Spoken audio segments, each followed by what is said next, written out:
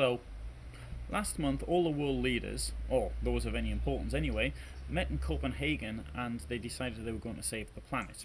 Now, it appears that all the polar bears are getting sunstroke and they're not happy about the way things are going, and therefore something has to be done about it. Now, however, when it comes to doing something about it, it seems to me that there's a lot of hypocrisy around because it's always the case that somebody else has to do something about it and I don't. In fact, I'm coming to the conclusion that this is probably yet another one of these conspiracy theories. The conspiracy being that it's always somebody else's fault, it's not my fault. It's your fault, but not mine. Now, what can we do about this? Well, nothing really, because it's all your fault and not mine. Starting off with things that do seem a little bit illogical is that why is it that in many countries, and I want to talk about the UK because that's where I am now, but why is it that we are putting in things like more and more transport to get people into work from increasingly longer distances?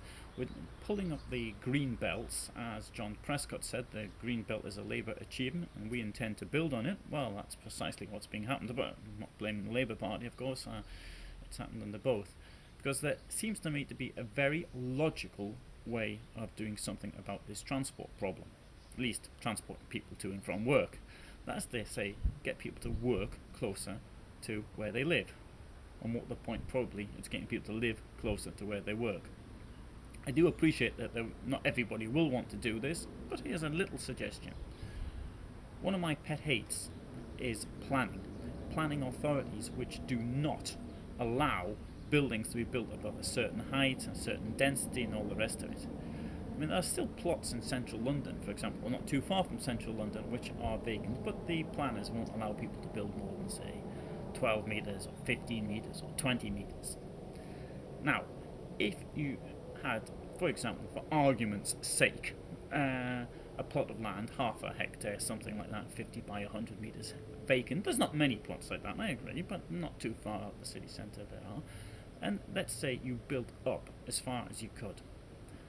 Now, there is a limit to which you can build up, and that's usually around 30 floors. The reason for that is because it doesn't become cost effective. But let's say you built up 30 floors. At present, they don't allow people to do that because it spoils the skyline. So obviously, spoiling the skyline is more important than the polar bears who are dying of sunstroke.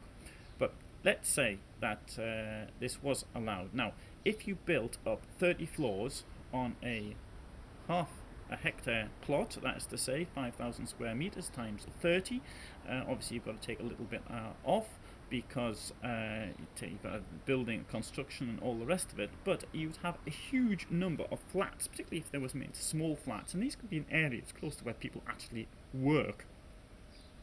This has a number of advantages. First of all, it closes down on the transport problem, there's a nice simile. People are not spending all their days in the trains and getting upset and all the rest of it. We're not using huge amounts of energy to do so. But another thing is this: if you can actually get 2,000, 5,000 even homes being supplied by one boiler instead of everybody having a boiler as it is at present, the energy savings are enormous, particularly given that something like 24% of all energy is coming from homes, or real estate anyway, some of the industrial. So a lot of that can be saved. Will anything be done about it? No, of course not. Nothing will happen on this one. Planners will continue to insist that you can't build more than 3 stories because they have to preserve the character of an area. And at the end of the day, if you're a polar bear, that's not particularly good news.